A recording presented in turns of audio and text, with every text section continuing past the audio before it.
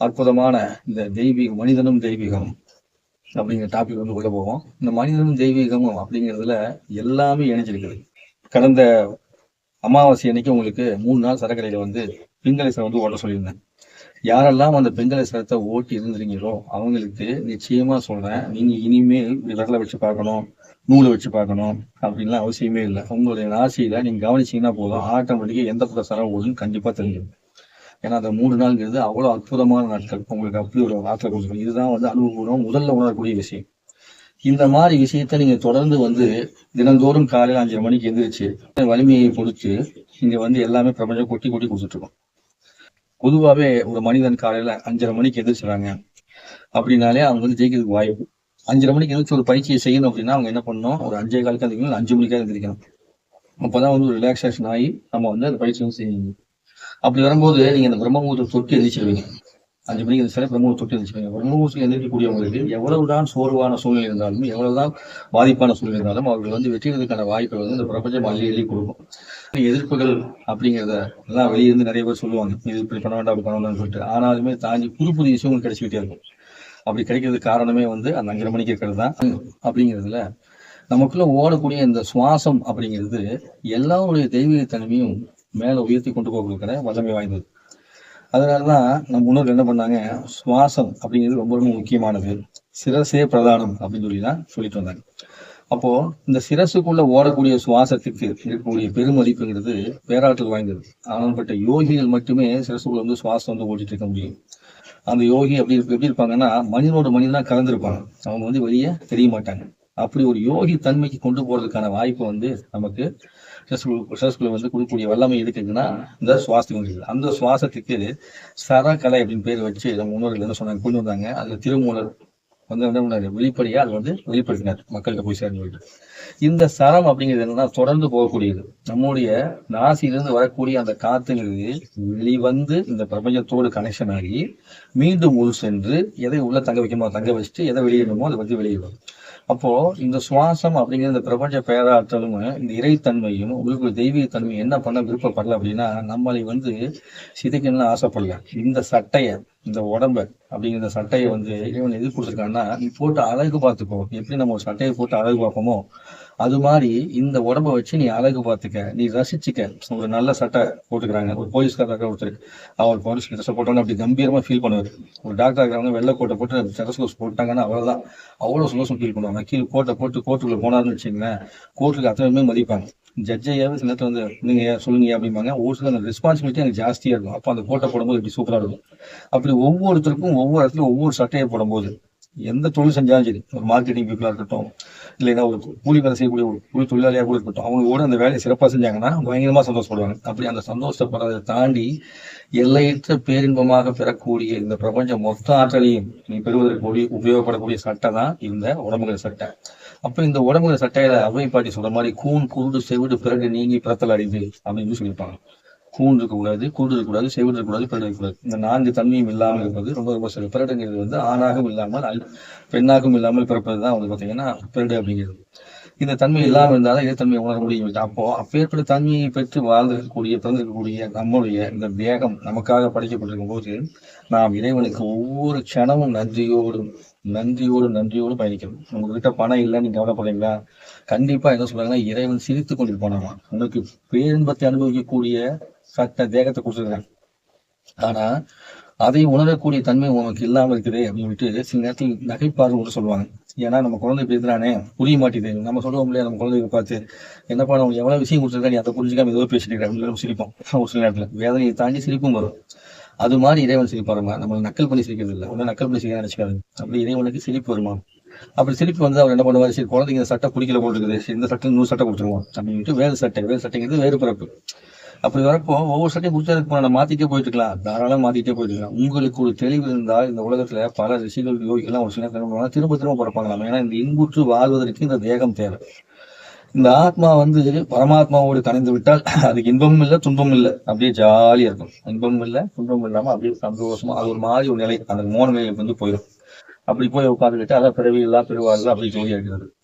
ஆனா இந்த பிறப்பு எடுக்கும் போது இந்த ஒரு தேகத்தின் மூலமாக நம்ம ஒவ்வொரு நிமிஷமும் ஒரு உணர்வோடு இருக்கும்போது அதுக்குரிய ஆனந்தம் பயங்கர சந்தோஷமா இருக்கு. ஒரு பறவையின் ஒலியை கேட்கும்போது இந்த காது வழியாக வரக்கூடிய உணர்வு அது இதயத்தின் வரை சென்று நம்ம ஒரு தேகம் முழுக்க பரவும். அப்படி அலைவன் என்றெல்லாம் என்ன பண்ணோம்னா இந்த தேகத்தை அடைஞ்சிருக்கும். அப்படி இந்த தேகத்தை அடைஞ்சிருக்கும் போது அதுக்குள்ள இயக்கிறதுக்கு ஒரு இயக்கம் இருக்கு இல்லையா, ஒரு சாவி, ஒரு சாட்டை, ஒரு சாரதி அப்படிங்கிற மாதிரி இருந்தா அந்த சாரதி சந்தர்ப்பத்தில் இதுதான் என்னது, இந்த சாரதி சம்பந்தப்பட்ட விஷயம் தான் இந்த சரம் அப்படிங்கிறது.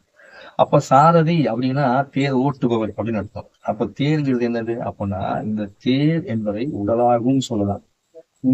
உயிரை சாரதி என்று சொன்னால் இந்த தேகம் என்பது தேர். சரத்தை இறைத்தன்மையை சாரதின்னு சொன்னோம்னா இந்த ஆத்மாங்கிறது உங்களுக்குள்ள பாத்தீங்கன்னா தேர். அப்படி வரும்போது இந்த ஆத்மாவாகவும் இந்த தேகமாகவும் இந்த தேரை யார் இயக்குறாங்கன்னா இறைவன் என்ற சாரதி இயக்குகின்றார். அந்த தெய்வீக சம்பந்தப்பட்ட சரம் என்பது நமக்குள்ள ஓடிட்டு இருக்கு. அந்த சரம் மூச்சா ஓடுது. அதை பிடிச்சிக்கிட்டு தான் என்ன பண்றான் இறைவன் நம்மளை இயக்கிட்டு இருக்கிறான். அதை நாம் உணரும் போது என்ன பண்ணணும்னா சந்தோஷமா இருக்கும். ஒரு மருத்துவம் சம்பந்தப்பட்ட விஷயம் சொல்லும் போது நீங்க மகிழ்ச்சியா இருப்பீங்க. ஒரு பணம் சம்பந்தப்பட்ட விஷயம் சொல்லும் போது மகிழ்ச்சியா இருப்பீங்க. ஒரு பதவியை சொல்லும் போது மகிழ்ச்சியா இருப்பீங்க. உங்களை பத்தி பாராட்டும் போது மகிழ்ச்சியா இருப்பீங்க. இதெல்லாம் புறத்தோடு சம்பந்தப்பட்டது. அப்போ ஒரு மருத்துவம் சம்பந்தப்பட்டதாக இருக்கட்டும், நீங்க அனுபவிக்கக்கூடிய எந்த விஷயமாக இருந்தாலும் இறைவன் வாய்ப்பு கொடுக்காவிட்டால் நாம் ஒரு துளி கூட ஒன்றும் பண்ண முடியாது. அதாவது என்னதான் அழுது புரண்டு உருண்டாலும் ஒற்ற மண்ணுதான் ஒட்டும் சொல்லுவாங்க. உடம்புல ஒற்ற மண்ணுதான் ஒட்டும் அப்படிம்பாங்க இல்லையா. அது காரணம் என்னதுங்களா, நம்ம எவ்வளவு தூரத்துக்கு நம்ம இந்த உலகத்துல பயணப்பட்டாலுமே எது நம்ம வேலை சொன்னோம் சேரணுமோ அதான் சேரும். எவ்வளவு திறமை இருந்தாலும் இறைவன் கடைக்கண் பார்த்தால் கிடைக்கக்கூடிய அந்த அற்புதமான விஷயங்கள் அத்தனை திறமை இருந்தாலும் கிடைக்காது.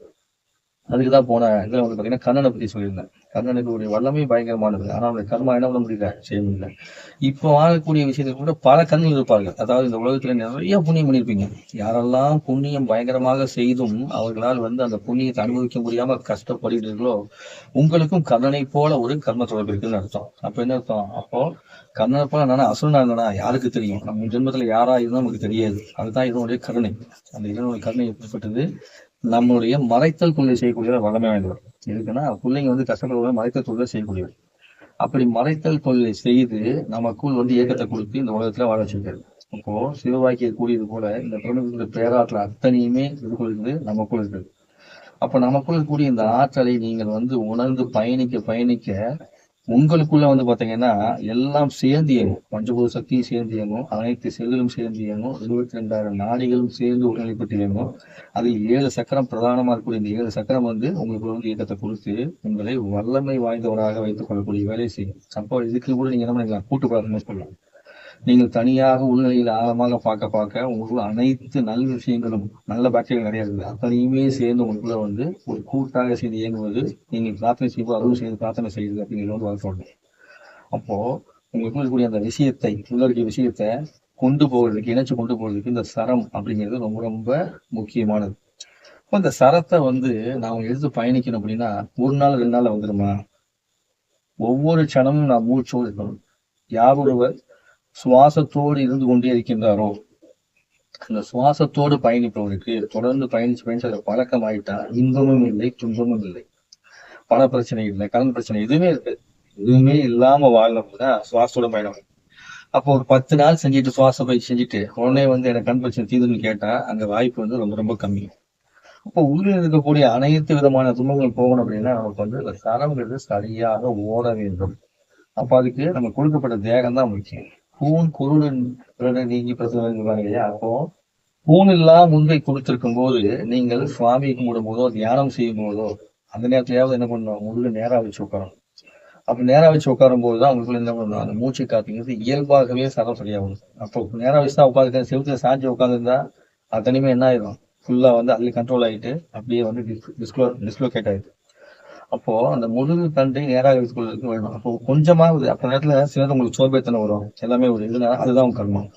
எப்போது நல்ல விஷயங்களை கேட்கும் போது உங்களுக்குள்ள சோம்பேத்தனம் வருது, அலட்சியத்தன்மை வருது அப்படின்னா அதுதான் கர்மம். அந்த நேரத்தில் என்ன பண்ணிங்கன்னா சோம்பேத்தனம் வந்தா சுறுசுறுப்பாகிறதுக்கு என்ன செய்யணுமோ அதை செஞ்சுக்கலாம். இத்தனை முன்னாடி யோகாசனம், எக்ஸசைஸ் இந்த மாதிரிலாம் செஞ்சுக்கோன்னு சொன்னாங்க. அப்ப செய்யும் போது என்ன ஆயிரும், அந்த உடற்பயிற்சி மூலமாக சோம்பேத்தனம் போயிடும். 2வது நீரை வச்சு உங்களுக்கு மோகன் கேள்வி எல்லாருமே சொல்லிட்டாங்க. அது மூலமா என்ன ஆகும், சோம்பேத்தனம் போயிடும். அதுக்கப்புறம் பாத்தீங்கன்னா உங்களுக்குள்ள நீங்க மன தைரியத்தை நீங்களே வளர்க்கணும். அதான் மனம் கடந்து இந்த உலகத்தை பார்க்க முடியும். இப்படிப்பட்ட தன்மையெல்லாம் நீங்க பயணிப்பதற்கான வேலை எப்ப நீங்க செய்றீங்களோ அந்த செயல தான் கர்மா வெல்ல முடியும். கர்மாவை வெல்வதற்கு முடியாத சமயத்தில் நாம் தான் வலுக்கட்டாயமாக அந்த கர்மாவை வெல்லக்கூடிய வேலையை செய்யும். அதுதான் உங்களுக்கு சக்தி. அப்போ சரத்தை சரியாக உணர்ந்து கொண்டு செல்லக்கூடியவங்களுக்கு சில நேரங்களில் வந்து பாத்தீங்கன்னா அடிப்படை ஆரம்ப சமயத்துல துன்பம் வந்து வந்து வந்து சில வாற்ற மாற்றமே அதை விட்டு போகும், அதை கவனிக்க தெரியும். அப்புறம் போக போக போக போக துன்பம் எல்லாம் போகும். அப்ப தொடர்ந்து ஏன்னா நம்ம கிட்ட இருக்கக்கூடிய கர்மா வெளியே போகணும்னா சும்மா விட்டுருமா? அதாவது அப்போ அந்த துன்பத்தை வெல்லக்கூடிய வேலைக்கு நீங்க என்ன பண்ணணும், இந்த சரத்தோட பயணிக்கிறதுக்கு நம் சரம் எப்படி வேலை செய்யறதை விட அது மக்களுக்கு என்ன இருக்குது அப்படின்னா, எப்படி சரம் வேலை செய்யுதுன்னு யோசிக்கிறது இல்லை. இந்த சரத்தை வச்சா என்ன கிடைக்கும், இதை பண்ணியாச்சுன்னா பணம் கிடைச்சிருமா, இதை பண்ணியாச்சுன்னா பொருள் கிடைச்சிருமா. சில பேர் வந்து சரத்தை வச்சு வசியம் பண்ண முடியுமா? வசியம் பண்ண முடியும், ஆனா அதுக்காகவே சில பேர் சட்டை கத்துக்கிறாங்க. இதை வச்சு ஆப்போசிட் ஆள் எப்படி வசியம் பண்ணலாம். ஒரு காதல் என்ன பண்றாங்க, இந்த பெண்ணை வசியம் சரத்தை யூஸ் பண்ண முடியுமான்னு பாக்கலாம். சில நேரத்துல பெண்களே கூட ஆணை வசியம் யூஸ் பண்ண முடியும்னு பாக்குறாங்க. இப்படிலாம் நிறைய பேர் இருக்காங்க. சரிங்களா? அப்போ இப்படிலாம் இருக்காங்க இருக்கிறாங்க. அப்போ அந்த சரத்தை வந்து நமக்குள் கூடிய தெய்வீகத்தை உணர்ந்து நம்ம வந்து வாழ்ந்தோம்னா நமக்கு என்ன தேவையோ அது கொடுத்துட போகுது. அந்த புற வாழ்க்கையில் மாட்டிக்கொண்டு நம்ம கர்மா என்ன பண்ணும், நம்மளுடைய விருப்பத்துக்கு என்ன தேவையோ அதை இழுப்பதற்கான வேலையவே செய்ய சொல்லுது. ஏன்னா அப்பதான் அடுத்தடுத்த பிறப்பு இந்த பூமியில ஆள் வேணும்ல, இந்த கர்மாவுக்கு ஒரு தேவை இருக்குங்களா, அப்படி சொல்லி சுத்தி வைக்கணும். நீங்க என்ன பண்ணக்கூடாதுன்னா அதுக்குள்ள மாட்டக்கூடாது. அப்போ உங்களுடைய சரத்துல வலது சரத்துக்கும் இடது சரத்துக்கும் புலிமுனைக்கும் இருக்கக்கூடிய பொருளை வந்து நீங்க வந்து எப்பவுமே தெரிஞ்சு. அப்போ இடது சரத்தை வந்து சந்திரகலைன்னு சொன்னாங்க.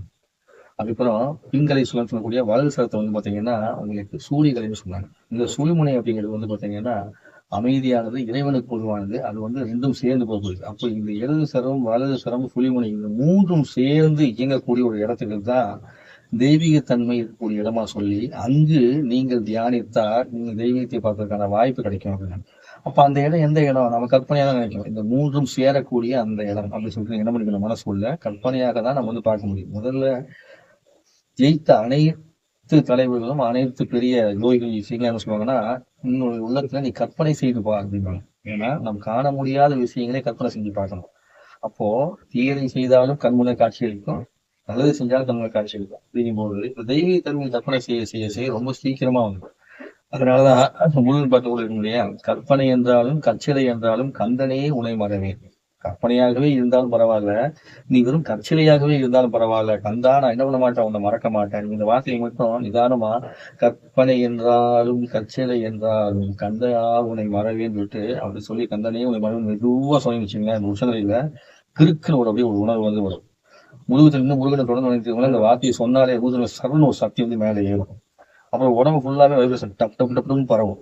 இப்படி பரவக்கூடிய தன்மை ஏன் நடக்குது, என்ன எப்படி நடக்குது அப்படின்னா, வேற எங்கேயுமே இல்லை, தெய்வீகம் உள்ளதான் இருக்குது. அதை நீ உணர்வோடு சொல்லும் போது என்ன பண்ற, அந்த இடத்த வந்து அடைகிறேங்கிறதான் விஷயம்.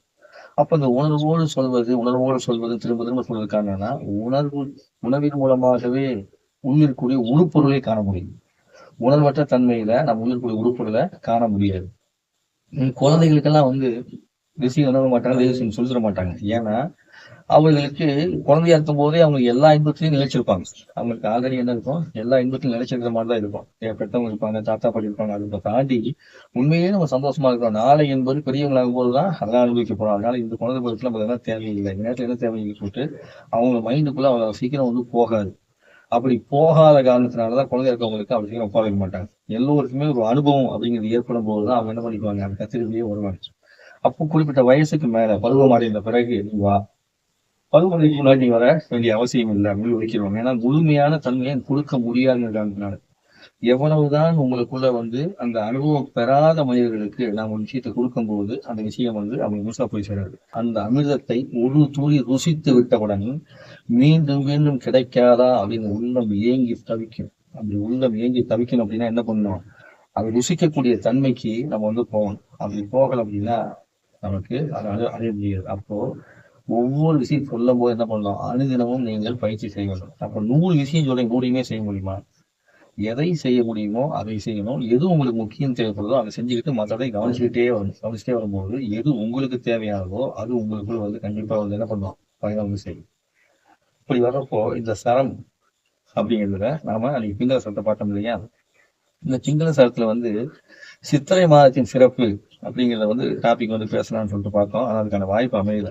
இருந்தாலும் அடுத்த முறை நம்ம வந்து பயன்படுத்திக்கலாம். இந்த சித்திரை மாதமே மிக மிக சிறப்பானது. நெருப்பின் சக்தி கொண்டு இயங்கக்கூடிய இந்த சித்திரை மாதம், அதாவது சூரியனுடைய அதிகமான வெளிச்சத்தை உள்ளடக்கி சொல்லக்கூடிய சூரியன் இது செவ்வாய் ஆதிக்கம் சேர்ந்து இருக்கக்கூடிய சித்திரை மாதம் அப்படிங்கிறது தமிழர்கள் வந்து கொண்டாடுவாங்க.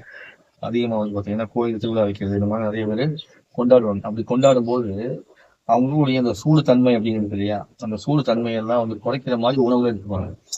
அப்போ அந்த உணவை எடுத்துக்கிட்டு மேலும் இப்பதான் வந்து பாத்தீங்கன்னா தீமிதிக்கெல்லாம் பண்ணுவாங்க. ஏற்கனவே இங்க நெருப்பா இருக்கும், அந்த நெருப்புக்கு நெருப்பு. அப்போ முள்ளா இருக்கிற மாதிரி வைத்தியம். மேல இருந்து ஒரு சூடு வருது, கீழே இருந்து ஒரு சூடு நீ கொடுத்தீங்கன்னா உடம்புல 2 மணி நேரம் டப்ஸ்னு போய் அடிச்சு மொத்தத்தையும் பிச்சு தூக்கி எறிஞ்சிடும். அப்பேற்பட்ட வல்லமை வாய்ந்த விஷயமா வந்து இந்த சித்திரை மாதம் இருக்கிறதுனாலதான் அதை வந்து செய்வாங்க. அப்ப எல்லாருமே தீ மிதிக்க போகணுமா? தீ மிதிக்க போகணும்னு விருப்பம் இருக்கிறவங்க போனாலும் தவறு கிடையாது. அந்த நேரத்துல என்ன பண்ணுவோம், இதை வந்து அதிகமாக நம்ம உடம்புக்கு கெட்ட செல்களை அளிக்கக்கூடிய வேலை எல்லாத்தையுமே வந்து தீ மிதிக்கிறது மூலமா நடக்கப்படும். அப்ப அதுக்கு முறையா இருக்கிறதுக்கு என்ன பண்ணுவோம், நம்ம கொஞ்சம் கொஞ்சமா வந்து விரதம்லாம் இருந்து நம்ம உடல் தேகத்தை பலப்படுத்தி தயார்படுத்திட்டு போவோம். அப்படிப்பட்ட இந்த மாதத்துல நம்முடைய இந்த பிங்கலை சரம் அப்படிங்கிறது 3 நாள் தொடர்ந்து ஓட்ட சொன்னது காரணம் என்ன அப்படின்னா, இந்த சூடும் இந்த காலத்தினுடைய சூடும் 2 சேரும் போது உங்களுக்கு எங்கெல்லாம் பிளாக் இருக்குதோ, பிளாக்கேஜ், இந்த சரம் ஒரு பிளாக்கேஜ் இருக்கோ அதை துணிமே என்ன பண்ணிடும், உடச்சு தள்ளிடும். அப்படி உடச்சலக்கூடியது தான் இந்த சித்திரை மாதத்துல அமாவாசைக்கு அடுத்து வரக்கூடிய நாள், அடுத்து வரக்கூடிய 3 நாள், அமாவாசை, பிரதமை, தொழி, இந்த 3 நாள் வந்து பாத்தீங்கன்னா இதை வந்து செய்ய சொன்னதுனால உங்களுக்குள்ள வந்து சரம் என்ன இருக்கும், வலது சரம் அது முறை மேன்மைப்பட்டிருக்கும். அப்படி மேன்மைப்பட்டிருந்ததுனால நீங்க வந்து இன்னைக்கு உங்க மூச்சு இப்ப கவனிச்சீங்கன்னா கூட எந்த பக்கம் கொண்டு வந்துச்சீங்கன்னா, சில பேருக்கு சூழ்நிலை ஓடும், சில பேருக்கு கொண்டு பார்த்தீங்கன்னா இடங்கள்ல வந்து ஓடும், சில பேருக்கு பிங்கல்ல வந்து ஓடும். அப்படி யாருக்கா பிங்கல்ல ஓடிச்சு அப்படின்னா நீங்க என்ன பண்ணுவீங்க, உங்க சரத்தை நீங்க சரத்தோடு சேர்த்து பயணிக்க மாதிரி கவனிச்சா நல்லது. இல்லையா உங்களுடைய இடது சரம் மாறணும் இல்லையா, அப்ப இடது காலத்துக்கு மேல போட்டுக்கணும். யாருக்காவது யாரெல்லாம் முறையாக அந்த இதை தயாரித்து உட்காந்துருக்கீங்களோ அவங்களுக்குள்ள வேலை செய்யணும். அப்போ முறையான தன்மைக்கு நான் முயற்சி ரொம்ப ரொம்ப தேவை. அப்போ இந்த பிங்கல சரம் என்ன பண்ணிருக்கும், உங்களுக்குள்ள இந்த 3 நாள் வந்து நீங்க பயிற்சி பண்ணவங்களுக்கு உங்களுக்கெல்லாம் சுத்தப்பட்டிருக்கும். அது சுத்தப்பட்டிருக்கும் போது அந்த சுத்தப்படுத்துதல் மூலமாக உங்களுக்கு இருக்கக்கூடிய பேராற்றலாகிய, பேராற்றல் என்னது, வல்லமையும் பிறரை வெல்லக்கூடிய தன்மையும், நீங்க அடுத்து என்ன விஷயத்தை ஜெயிக்கணும்னு நினைக்கிறீங்களோ தன்மையும் உங்களுக்குள்ள வந்து பாத்தீங்கன்னா வெற்றி கொடுக்குற தன்மையும் உங்களுக்குள்ள வந்து உங்களுக்கு வெற்றியடைய வச்சு பல விஷயங்களை செய்ய வச்சிருக்கோம். அப்படி செய்ய வச்ச அந்த விஷயத்தை நீங்க வந்து உணரணும் அப்படின்னா அதுக்கான முயற்சியை நீங்க செய்ய ஆரம்பிச்சு. அப்ப யாருக்கெல்லாம் ஜெயிக்கணும்னு ஆசை இருக்குதோ அவங்க எல்லாம் என்ன பண்ணுவாங்க, இந்த சரத்தை வந்து கிடைச்சது அப்படின்னா ரொம்ப ஆர்வமா கத்துக்குவாங்க. ஜெயிக்கணுங்கிற அந்த ஆசை வர முடியாதவர்கள்லாம் கொஞ்சம் தாமதமா தான் வருவீங்க. அந்த மாதிரி ஏன் நல்ல விஷயம் சொல்லும் போதும் ஜெயிக்கிற ஆசை வரமாட்டேங்குது, மற்றவங்க பக்கத்துல ஜெயிச்சப்போ நம்ம நிறைய வரமாட்டேங்குதுன்னா அதுதான் நம்ம வந்து வாங்கி வந்த பிறந்து வந்த கர்மா. அந்த கர்மா மண்டைக்குள்ளே உச்சியில உட்காந்துச்சுன்னு வச்சுங்க, அப்படியே சுற்றி என்ன பண்ணிடும், பிளாக்கேஜ் பண்ணிடும். இப்போ இந்த உச்சியில் உட்கார்ந்துக்கூடிய கர்மா தான் நம்மள என்ன பண்ணணும்னா நல்ல விஷயத்தை கேட்க விடாம போட்டு அமுத்திக்கிட்டே இருக்கும். அப்ப அதை நீக்கிறதுக்கு இந்த சரம் வந்து உபயோகப்படும். அதுக்கு பிங்கலை சரம் ரொம்ப ரொம்ப சுத்தமான சரமா வந்து உபயோகப்படும். அப்போ ஒவ்வொரு முறையுமே பிங்கலை சரத்தை ஓட்டினா இல்லதா, கண்டிப்பாக ஒவ்வொரு முறையும் நீங்க பிங்கலை சரத்தை நீங்க ஓட்டிக்கிட்டே இருந்தீங்க அப்படின்னா நீங்க வெற்றி அடைஞ்சிட்டே இருக்க முடியும், உங்களுடைய ஆயுட்காலம் நீடிக்கும்.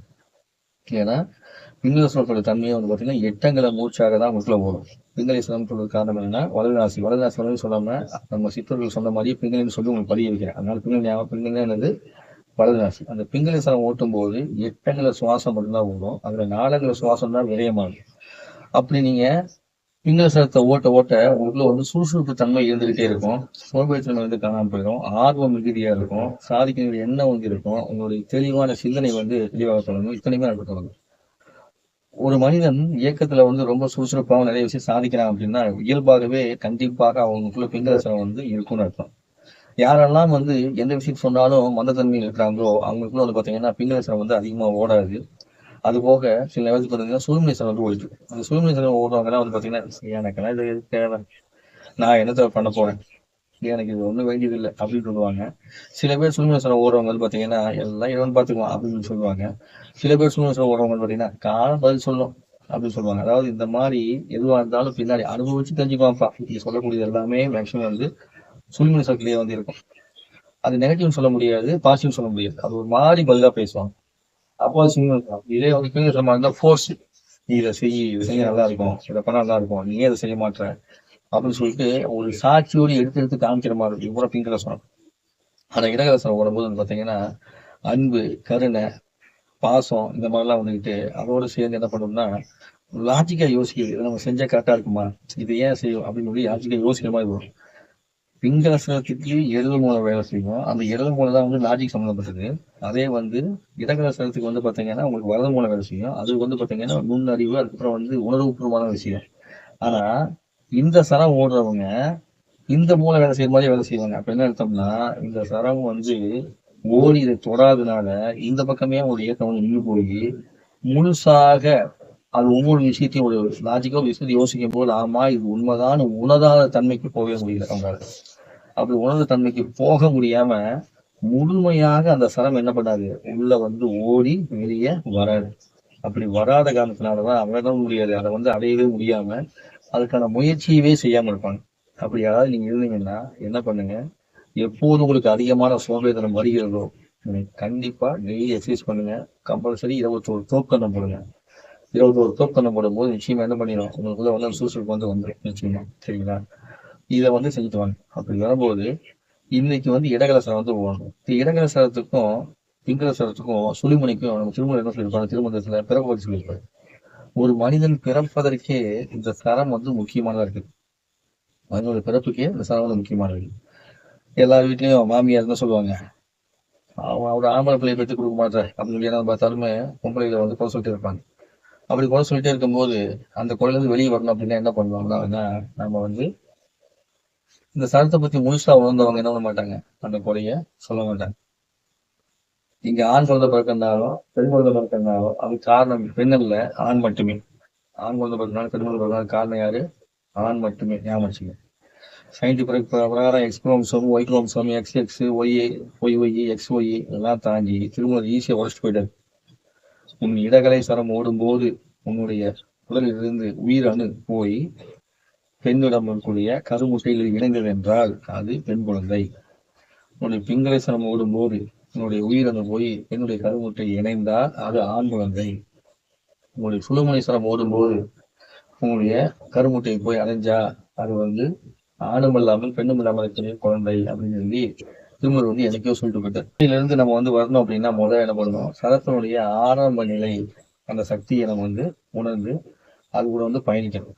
அப்ப எந்த அளவுக்கு நீங்க சரத்தோட சக்தியை உணர்ந்து பயணிக்கிறீங்களோ அந்த அளவுக்கு தான் தன்மை உணர முடியும். அப்போ இந்த இடகல சரத்தையும் பிங்கள சரத்தையும் சுழுமுனை சரத்தையும் நம்ம கவனிக்காமீங்கன்னா ஒவ்வொரு க்ஷணமும் நீங்க வந்து மூச்சோட கவனிக்கணும்.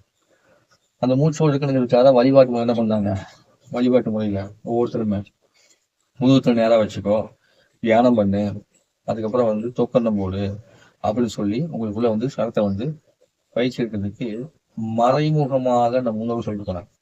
அடிக்கடி விநாயகர் பெருமானை பாக்குறியா, தோக்கண்ணம் போடு. தோக்கண்ணம் போது என்ன நடக்கும், நம்மளுடைய சரம் வந்து சுழுமுனையில போட ஆரம்பிக்கும். தோக்கண்ணம் போடும் போது 2 சரம் பிளாக் ஆயிடுச்சோ ரிமூவ் ஆயிடும். சுழுமுனை ஓடும் போது அவர் மூலமா கிடைக்கக்கூடிய ஞானம் உனக்கு கிடைக்க தொடங்கும். அப்படிங்கிறது வந்து பாத்தீங்கன்னா அந்த தோக்கண்ணம் போட கணக்குல வந்து வந்துடும். அது போக முதுகு தள்ளக்கூடிய குண்டல சக்தி அப்படிங்கிறது சீரான முறையில் இயங்கப்படணும். அதுக்காக விநாயகர் பெருமானை முக்கு வச்சாங்க. அதுக்கப்புறம் அரசா மரத்துக்கு கீழே விநாயகர் வச்சாங்க. அது என்ன பண்ணும் அப்படின்னா இந்த பிரபஞ்சத்துடைய பேராற்றலை ரிசீவ் பண்ணக்கூடிய தன்மைங்கிறது அரச மரத்துக்கு ஜாஸ்தியா இருக்கு. அதனாலதான் மரத்திற்கு அரசன் அரச மரம் அப்படின்னு சொல்லுது. அப்ப எவ்வளவு ஒருக்கு சரியான முறையில வாழ்க்கையில வந்து வெற்றி இல்லையோ, யார் ஒருவருக்கு வந்து பாத்தீங்கன்னா சரியான முறையில வந்து குழந்தை பாக்கி இல்லை, அதுக்கு போல குடும்பத்துல சந்தோஷம் இல்லை, மகிழ்ச்சி இல்லை, வரவு இல்லை அப்படின்னு சொல்லி யாருக்கெல்லாம் சொல்லப்படுதோ அவங்க எல்லாம் இந்த அரச மரத்து விநாயகரை போய் வணங்கிட்டு வாங்க. வணங்கிட்டு வந்தீங்க அப்படின்னா உங்களுக்கு சரியாகும். அது ஈரத்துல குளிச்சுட்டு போய் அப்படி சுற்றிட்டு வாங்க அந்த காலம் சொல்லுவாங்க. அந்த குளம்லாம் இருக்கும், அந்த குளத்தை குளிச்சுட்டு விநாயகர் 2 குளம் தண்ணி எடுத்து ஊற்றிட்டு குளிச்சுட்டு வாங்கன்னு சொல்லுவாங்க. ஏன் சொல்றாங்கன்னா அந்த ஈரம் அப்படிங்கிறது ரிசீவ் பண்ணக்கூடியது. ஈரம்னா சந்திரன் அர்த்தம். சுத்தம் போது சூடு வரும், சூடுங்கிறது சூரியன் அர்த்தம். அந்த தன்மையில வந்து சூரியனும் சந்திரனும் இருவரும் இணைந்து செயல்படும் போதுதான் முழுமையான வெற்றி வந்து கிடைக்கும். அதனாலதான் அமாவாசைக்கும் பௌர்ணமிக்கு வந்து அதீத சக்தி கொண்டது. அமாவாசை பௌர்ணமி நெருங்கி வரக்கூடிய காலம் முன்னாடி பின்னாடி எல்லாம் பயங்கரமான சக்தி வந்தது. அதனாலதான் ஒவ்வொரு பிரதோஷ வேலையும் ஒவ்வொரு பிரதோஷ நாளையும் என்ன பண்ணுவாங்க, கொண்டாடுவாங்க. அப்போ யார் ஒருக்கு தலை தொங்கி போயிச்சோ அவங்களுக்கு வந்து கடைசி காலத்துல இறந்து போன தலை தொங்கி போயிச்சுன்னு வச்சுங்கன்னா செத்து போயின்னு சொல்லுவாங்க. கடைசி நேரத்துல மரணம் வரக்கூடிய சமயத்துல வயசானவங்க தலை தூங்கிடுச்சுப்பா கவனிச்சுப்பா இருப்பா அப்படிம்பாங்க. அப்ப இந்த சிரசே பிரதானம் சொல்லப்படுறது அதுதான். அப்ப இந்த மூச்சு காத்து சிரசை தொட்டு வர வர நம்மளுடைய ஆயுள் நல்லா இருக்கும். இப்ப இருக்க குழந்தைங்கலாம் நிறைய பேர் செல்போன் ஒரு பாட்டு இல்லையா? அப்ப பிறகு நம்ம இப்ப என்ன பண்ணிருக்கோம், நம்மளுடைய சக்தி நிலைப்பாடு உயிர் சக்தியை நம்ம இழந்துட்டு தான் இருக்கோம். அதிகமான பேர் இப்போ செல்போனை நோண்டிட்டே இருக்கும்போது ஏதாவது சொல்லும் போது தலை நிமிர்ந்து நின்று நேரா கவனிப்பாங்க. அப்படி கவனிக்காம தலையை தொங்கி போட்டோம்னா அங்கிருந்து வரக்கூடிய பேராற்றலாகிய நல்ல அறிவு நல்ல சிந்தனையை நம்ம உள்வாங்கன்னு அர்த்தம். அப்போ எங்க வந்து இந்த தலை தொங்க போட சொல்ல தெரியுமா? இதை அடிமைப்படுத்தினாங்கல்ல பெரிய பெரிய வெள்ளக்காரங்களாம் ஆட்சி பண்ணும்போதெல்லாம் பார்த்துருப்பீங்க. ராஜகாலம் தலை குளிப்பாங்க. இந்த அடிமைப்படுத்தக்கூடிய மனிதர்கள் வந்து தலையை குனிய சொல்லுவாங்க. எதுக்காகனா எத்தனை பேர் தலை நிமிர்ந்து இருக்கிறார்களோ அவ்வளவு தூரத்துக்கு அவருடைய ஆற்றல் அப்படியே நிற்கும். அப்ப நம்ம அவங்களை ஆளுமை பண்ண முடியாது. அப்ப நம்ம அவங்க அடக்குமுறை பண்ணோம்னா அவங்க முதுகு குனிஞ்சிருக்க வேண்டும், தலை தாழ்ந்திருக்க வேண்டும். இது 2 இருந்துச்சுன்னா மட்டும்தான் அவங்களை அடக்க முடியுங்கிறத ரகசியம் தெரிஞ்சு வச்சுக்கிட்டு அந்த அதிகாரம் பண்ணக்கூடியவங்கெல்லாம் தலையை குனிஞ்சுக்கோ முதுகு குனிஞ்சுக்கோன்னு சொல்லிட்டு அடிமைகளை அடிமைப்படுத்துவாங்க. அப்ப நீங்கள் அடிமையாக இருந்தால் உங்கள் தலையை நீங்களே தொங்க போட்டுக்கலாம், முதுகை நீங்களே குனிய வச்சுக்கலாம். நான் அடிமை இல்லைன்னு யாரெல்லாம் சொல்றீங்களோ அது குழந்தையா இருந்தாலும் சரி பெண்ணாலும் சரி அவங்க எல்லாம் நிமிர்ந்து உட்காரணும். நிமிர்ந்து உட்கார்ந்தாதான் தான் அடிமை இல்லை அப்படின்னு அர்த்தம். சரிங்களா? அப்போ இந்த நிமிர்ந்து உட்காரும் போது இந்த சரம் அப்படிங்கிறது சீராக உங்களுக்கு ஓட தொடங்கும். இது வந்து எப்படி ஓடும்னா கற்பனையா கண்ணை மூடி உட்காந்துக்குங்க. சொல்லும்போது கவனிச்சு பாருங்க. உங்களுடைய உடம்புல நம்ம முதுகுல இருந்து ஃபர்ஸ்ட் போவோம். முதுகு தண்டு வழியாக அப்படியே வந்து நடுமுதுகின் வழியாக மெதுவா அந்த சரம் வந்து அப்படியே மேலே ஏறி ஒரு உச்சந்தலை வரைக்கும் போயிட்டு அதுக்கப்புறம் வந்து ஒரு அருவி போல இருபுறமும் வந்து அப்படியே சுவாசத்துல நம்ம நாசி வழியே வெளியே வந்து இந்த பிரபஞ்ச பேரர்கள் கலந்து அங்கிருந்து சக்தி இழுத்துட்டு அப்படியே நாசி வழியா உள்ள வந்து போகுது. இது வந்து இந்த சுழிமுனை சக்தியோட இயக்கத்துல இந்த நேரத்துல நினைச்சு பார்க்கும் போதையும் அப்படியே உடம்புல ஒரு வைப்ரேஷன் சூப்பரா இருக்கும். அப்படியே இந்த முதுகு தண்டல அப்படியே போயிட்டு வர மாதிரி. அது சில நேரத்தில் சில இடத்துக்கு வர்ண கலர்ல தெரிய ஆரம்பிக்கும். இதுவே இப்ப இடது சரம் வந்து ஒட்டும் ஓடுதான் நினைச்சுங்க. அப்படி ஓடும்போது உங்களுடைய வலது கால் கட்டை வரல இருந்து அந்த சரம் வந்து கிளம்புது. அப்படியே மெதுவா கிளம்பி அப்படியே உங்க இடுப்பு வரைக்கும் வந்துட்டு டைரக்டா அப்படியே அங்க இடுப்புல இருந்து இடது நாசி பக்கம் போகுது. இடது பக்கம் ஏறி இடது நாசியை போய் தொடுது. இடது நாசியை தொட்டு உள்ள வந்து சரம் ஓடுதான் நினைச்சு பாருங்க. போயிட்டு அங்கிருந்து வெளியே அந்த பிரபஞ்சம் கலந்து இப்படி உள்ள போய் மூளை தலை வரைக்கும் போயிட்டு அப்படியே வெளியே வந்து பிரபஞ்சம் கலந்து அப்படியே ஒன்றும் சுவாசம் ஓட நினைச்சு பாருங்க. அவ்வளவு ஆனந்தமா இருக்கும். இந்த மாதிரி நீங்க நினைக்கும் போது என்ன நினைக்கும் போது உங்க உடம்புல கம்பல்சரி நிச்சயமா லேசான ஒரு குளிர்ச்சி தன்மை வந்து தெரிய தொடங்கும். அப்படி குளிர்ச்சி தன்மை வந்து நீங்க உணர முடியும். இதே கற்பனையில உங்களுடைய வலது கால் கட்டைவரில இருந்து அப்படியே மெதுவா சரம் கிளம்பி ஃபர்ஸ்ட் இப்ப இடது கால் கட்டைவரில இருந்து மெதுவா சரம் கிளம்பி அப்படி இடுப்பு வரைக்கும் வந்துட்டு வலது பக்கம் நேரம் அப்படியே மேல போய் வலது நாசி வழியா உள்ள போகுது. வலது நாசி வழியா உள்ள போய் உங்களுடைய மூளையை தொட்டுட்டு அதுக்கப்புறமா வெளியே வருது. வரும்போது பாத்தீங்கன்னா இந்த பிரபஞ்சத்துல கலந்துருக்கும் போது நிச்சயமா உள்ள லேசான ஒரு சூடு தன்மையை நீங்க வந்து உணர முடியும். இப்படி 2 விதமாக 3 நிலையில வந்து உங்களுக்குள்ள வந்து சரம் வந்து ஓடிட்டு இருக்குது. 2 விதமாக 3 நிலை ஓடுது.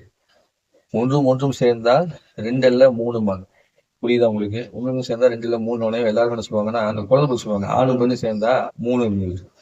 இது எவ்வளவு மோசமான ஒரு கருத்துன்னு பாத்தீங்கன்னா, ஏன்னா ஒண்ணு சேர்ந்தா 3 அப்படின்னா எதுக்காக ஒரு வீட்டுல ஒண்ணு சேர்ந்தா 4 வருது, ஒண்ணு சேர்ந்தா 5 வருது, 6 வருது, 7 வருது. ஒரு சில வீட்டுல வந்தீங்கன்னா 6 பெண்ணு சேர்ந்ததுல ஏகப்பட்ட குழந்தை பண்ணிருப்பாங்க. அப்போ ஒண்ணு சேர்ந்தா 3ன்னா இதுதான் சரம் தான். ஒண்ணு சேர்ந்தா 3. இதுவும் சேர்ந்து இயங்கினால் 3ஆவதாக சுழிமுனை சரம் ஓடும். அப்போ ஒன்றும் சேர்ந்தால் 3.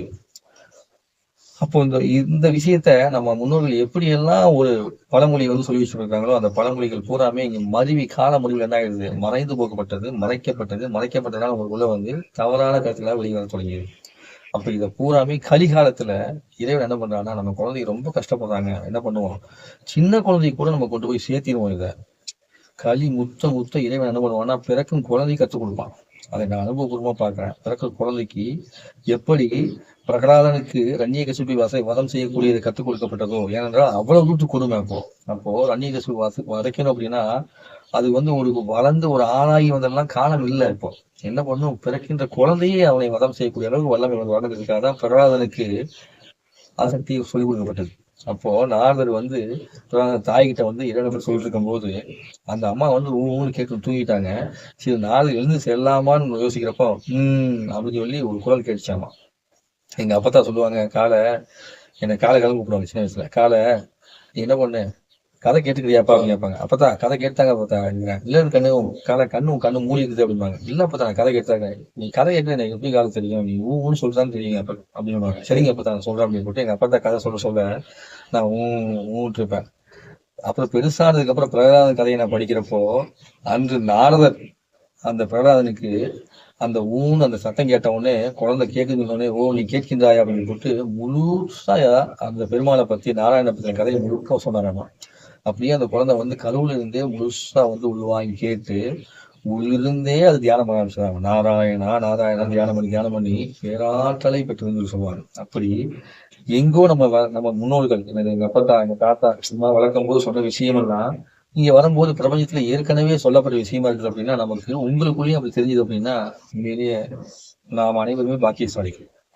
இப்ப நீங்க கேட்டுக்கிறீங்க, நீங்க கேட்கிற அத்தனை பேரும் பாக்கியசாலி தான். நீங்க யார்ட்டையாவது அனுப்பிச்சீங்கன்னா அவங்களும் பாக்கியசாலி தான். ஏன்னா இப்ப எனக்குள்ள ஏற்பட்டு என் அப்பத்தா சொன்ன அந்த விஷயத்த நீங்க கேட்டுக்கிறீங்க, பிரகலாதன் சொன்ன அந்த விஷயத்த நீங்க கேட்டுக்கிறீங்க போது நீங்களும் ஒரு பிரகலாதனாக மாறியலாகவே அர்த்தம். உங்களுக்கும் அது கொடுக்கப்பட்டது தான் அர்த்தம். அது இருக்க போய் தான் நீங்க வந்து கேட்குறீங்க. அப்படிங்கும்போது இந்த மனிதன் தெய்வம் டாபிக் இருக்குதான். எப்படின்னா நாம் வாழும்போது தெய்வீக தன்மையோட தான் வாழ்ந்துருக்கிறது நமக்கு தெரியாமையே வாழ்ந்துருப்போம். அப்போ தெய்வீகம் வேற எங்கேயுமே நமக்குள்ளதான் இருக்குது. ஒரு மருத்துவம் வேலை செய்யறதுனால அதுக்கு தெய்வீகம் வந்து கண்டிப்பா தேவை. ஒரு இயக்கத்தன்மை வேலை செய்யறதுனால தெய்வீகம் வந்து கண்டிப்பா தேவை. நம்மளோட இயக்கத்துக்கு அத்தனைக்குமே இங்க தெய்வீகத்தன்மை இல்லாம முடியவே முடியாது. ஏன் தெய்வீகத்தை பற்றி எடுத்தேன்? இறைவன் இருக்காம மனுஷன் தெய்வமாக வேண்டும். தெய்வமானா இறைவனை தரிசனம் பண்ணலாம். இறைவனாக மனிதன் மாற முடியாது. இறைத்தன்மையை உணர முடியும், ஆனால் தெய்வீகத்தன்மையை அடைய முடியும். அதனாலதான் மனிதனும் தெய்வீகம். சரிங்களா? அப்போ மனுஷன் வந்து தெய்வ அடுத்த தெய்வீகம் மனுஸ்வரூபா சொல்லுவாங்க. தெய்வம் மனுஸ்வரூபா. தெய்வம் வந்து மனுஸ்வரூபத்துல வரும். அது வந்து இறைவனை வழிகாட்டல் பண்ணும். அப்ப கண்ணபிரான் என்ன பண்ணாரு? தெய்வமாக வந்து இந்த உலகத்துல இருக்கிற மக்களுக்கெல்லாம் வந்து பாத்தீங்கன்னா இறைவனை தரிசனத்துக்கான வாய்ப்பை சொல்லி கொடுத்தாரு. அப்ப யாருமே கேட்காத போது அங்க என்னாச்சு? பெரும்போர் மூண்டது. அந்த பெரும்போர் மூடும் போது அங்க யோகியாக கர்ம யோகியாக வாழ்ந்தவர் யாருன்னு கேட்டா கண்ணன் தான் வாழ்ந்தார். கர்ம யோகியா வாழ்ந்தவர் யாரு? கண்ணன் தான் வாழ்ந்தார். அந்த கண்ணன் தான் என்ன பண்ணாரு? இந்த உலகத்துக்குள்ள சாதாரண மக்களோட மக்களா இருந்துகிட்டே அவர் என்ன பண்ணாருன்னா அந்த கர்மயோகம் சொல்லி கொடுத்துருந்தாரு. அப்படி சொல்லி கொடுத்துட்டு இருக்கும் போது யாருமே என்ன பண்ணல, அதை முழுமையாக வந்து கத்துக்கிற அங்க வரல. வேறு வழி இல்லாம எதை வந்து சொல்லணுமோ அதை வந்து உபதேசமாகவும் மற்ற விஷயமாகவும் சொல்லிட்டு போயிட்டாரு. அப்ப கண்ணன் தான் சொல்லிட்டு போயிருக்காரா? அதிகமாக மகாபாரதம் மட்டுமே படிக்க சொல்லி எல்லாருக்குமே உணர்த்தப்படுது. மகாபாரதம் தாண்டி நிறைய விஷயங்களை இங்க வந்து இருக்கு. அப்படி வரும்போது நம்ம கிட்டக்கூடிய சரத்தை வச்சுக்கிட்டு நாம இந்த உலகத்துல பயணிக்கும் போது எதுவெல்லாம் நமக்கு தேவையானது அதற்காக மட்டும் இதை பயன்படுத்தாம மேன்மையான விஷயத்த பயன்படுத்துறதுக்கு நம்ம மூச்சை வந்து கொண்டு போகணும். அப்படி வரும்போது இந்த சித்திரை மாசத்துல நீங்க வந்து அமாவாசையை கழித்தீங்க. அடுத்து வரக்கூடிய சித்ரா பௌர்ணமி.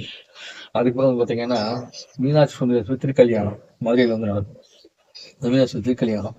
இந்த காலம் எல்லாமே நம்ம மூச்சுக்கு முக்கியமான காலம். சரிங்களா? மீனாட்சி சுந்தரேஸ்வரர் திருக்கல்யாணத்தை பத்தி நம்ம பேசணும் அப்படின்னா நமக்கு இன்னும் கொஞ்சம் டைம் இருக்கும். அதனால ஷார்ட்டா சொல்றேன். சரிங்களா? கல்லழகர் வந்து பாத்தீங்கன்னா ஆத்துல இறங்குறதான்னு சொல்லுவாங்க. அந்த கதைக்கு வந்து வேற ஒரு கதை இருக்குது. அவர் வந்து கோவிச்சுக்கிட்டு ஆத்துல வந்து ஒரு மறுபடியும் திரும்பி போயிட்டாருன்னு கதை. அப்போ நீங்கள் வந்து செய்யக்கூடிய செயலுக்கான பலன் நம்ம வந்து பாசிட்டிவ் எடுக்கிற மாதிரி இருந்தா நாம ஒருத்தர் சகதியை ஒரு செயலை செய்யறதுக்கான பலனை வந்து நம்ம வந்து ஆழமா நினைச்சு பயணம் பண்ணோம்னா நாம் வருவதற்கு முன்பே அந்த பலன் வந்து நடந்து முடிஞ்சிருக்கும். நம்ம வருவதற்கு முன்னாடி அந்த பலன் வந்து நல்லபடியா நடந்து முடிஞ்சிருக்கும். அதை பார்த்து நாம் கோவப்பட வேண்டிய அவசியம் இல்லை. உள்ளுக்குள் சந்தோஷப்பட்டுக்கிட்டு ஓ நம்ம செயல்படாமலே முடிஞ்சிருக்குது வெற்றி அப்படின்னு நன்றி சொல்லணும். அந்த தன்மையை கொடுக்கறது உங்களுக்கு நீங்க மூச்சோடு பயணிக்கும் போது கிடைக்கும். அதுல பிங்களேஸ்வரத்துக்கு அவ்வளவு தூரத்துக்கு பலம் உண்டு. பிங்களேஸ்வரம் மட்டுமே உங்களுக்குள்ள வந்து கர்மத்தை வெல்வதற்கான வாய்ப்பை கொடுக்கக்கூடிய விஷயம்.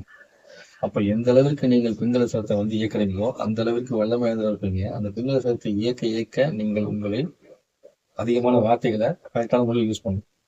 அதனாலதான் ரெண்டு பக்கம் இறைவன் மாத்தி வச்சான். நம் மீது கொண்ட கருணையினாலே இறைவன் நமக்குள்ளே 2 சுவாசத்தை வைத்தான். நீ அதிகமாக பிங்களேஸ்வரத்தை உபயோகப்படுத்திட்டே இருந்தீங்கன்னா உனக்குள் ஏதாவது சூழ்நிலை ஆணவம் வரலாம். அந்த ஆணவம் வரக்கூடாது என்றால் என்ன பண்ணணும்? உனக்கு அமைதித்தன்மை வேணாலும் இடங்களையும் கொடுக்குறேன்.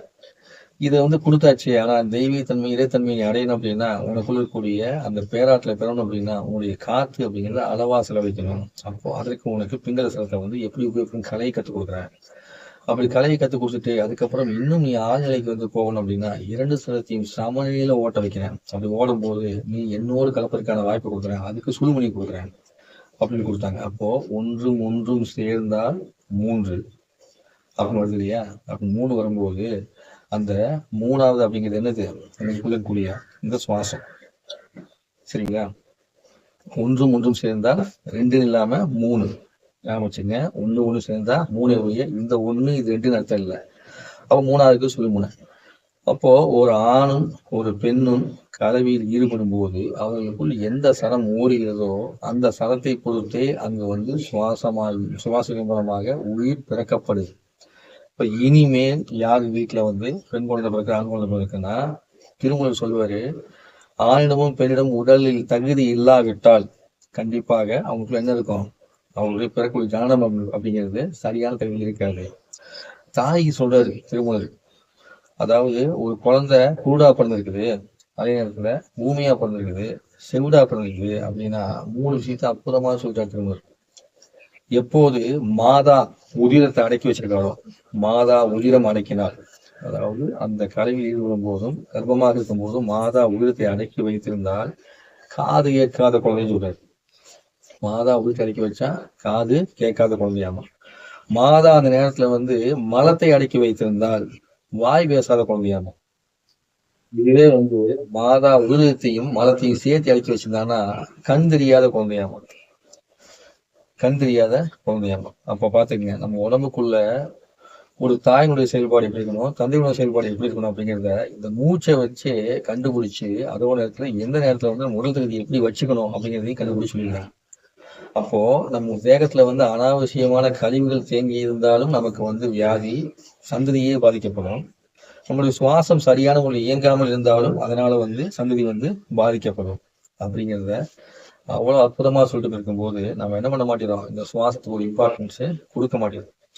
யாருக்கெல்லாம் சுவாசம் சரியா ஓடலையோ அவங்களால என்ன பண்ண முடியாது, நல்ல விஷயத்துக்குள்ள இறங்கி செயல்படவே முடியாது. அவங்களோட மூளை நல்ல விஷயத்தை செய்யறதுக்கான முயற்சியை செய்யவே செய்யாது. அப்ப அதனாலதான் சொல்றாங்க, இந்த சுவாசத்தோடு கலந்திருக்கக்கூடிய மனிதருக்கு எப்போதுமே துன்பம் இல்லை. எல்லையற்ற இன்பத்தில் ஒரு மனுஷன் வாழணும்னா சுவாசம் கூடிய இருக்கணும். சுவாசம் கூடிய இருக்கிறவங்களுக்கு என்ன சொல்லுவாங்கன்னா, எந்த விஷயத்திலயுமே பெருசா பாட்டுப்பட்டுக்க மாட்டாங்க, அனாவசியமா வந்து பாத்தீங்கன்னா ஈடுபாடு பண்ணிக்க மாட்டாங்க, தான் பண்ணுவாங்க. அதுல என் நண்பன் டாக்டர் ராஜேஷ் சொல்லலாம், அவர் வந்து எப்பயுமே வந்து சுவாசத்திலே இருப்பார், சிரஸ்ல ஓட்டுடைய சுவாசத்திலே இருப்பார். அதனாலதான் காரைக்கிழமை சிரசே பிரதானம்னு சொல்லியிருந்தாங்க. சிரசே பிரதானம் சொல்லிட்டு என்ன பண்ணாங்க, காரைக்கிழமை கதையை பாத்தீங்கன்னா படத்துல பாத்தீங்கன்னா தெரியும், கைலாய மலை ஏறும்போது கால் பாதம் பட்டால் அந்த புண்ணியம் கெட்டு போயிட்டு தலைகீழா நடந்து போனாங்களாம். அப்படி தலைகீழா நடந்து போனாங்கன்னா கைலாயத்தை இங்கே கண்டார்கள் அர்த்தம். அர்த்தம் என்ன, கைலாயத்தை இங்கேயே பார்த்துருக்குறாங்க அப்படின்னு அர்த்தம். அப்ப யாரெல்லாம் சிரசுக்குள்ளேயே சுவாசத்தை ஓட்டுறீங்களோ அவங்க எல்லாம் கைலாயத்தை கண்டுபிடிக்கலன்னு அர்த்தம். இமயமலையில போய் தவம் பண்ணணும் அப்படிங்கும் போது பனிப்பிரதேசத்துல போய் அப்படியே உறைஞ்சி போன மாதிரி தவம் பண்ற மாதிரிலாம் கேட்பாங்க. அது உண்மைதான், ஒரு பக்கம் பண்ணுவாங்கன்னு வச்சுக்கலாம். ஆனா உண்மையான இமயமலை அப்படிங்கிறது இங்க இருக்குது. உண்மையான இமயமலை இங்க இருக்கு. இந்த இமயமலையில உட்காந்து தவம் பண்ணணும். இந்த இமயமலை உட்காந்து தவம் பண்றதுக்கான தகுதியை நம்ம என்ன பண்ணணும், வளர்த்துக்கணும். அப்ப இங்க போன இது மூலமா போக முடியும், சுவாசத்தின் மூலமாவே போக முடியும். எவனுக்கு சிரசுக்குள்ளேயே சுவாசம் ஓட தொடங்குதோ அவனுக்கு வந்து பாத்தீங்கன்னா ஞானத்துடைய தன்மை எல்லை இல்லாம கிடைக்க தொடங்கும்.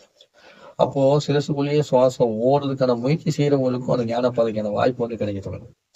அப்ப சிரசுக்குள்ள சுவாசம் ஓடணும் அப்படின்னா எடுத்தவொடனே டக்கு ஓட்டிட முடியுமா, ரொம்ப கஷ்டம், ரொம்ப கஷ்டம்.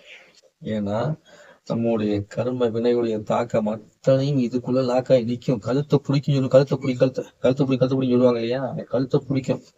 ஓட்டும் போதுதான் தெரியும் அப்படி உள்ள லாக்காய் குச்சி நிக்கிறது.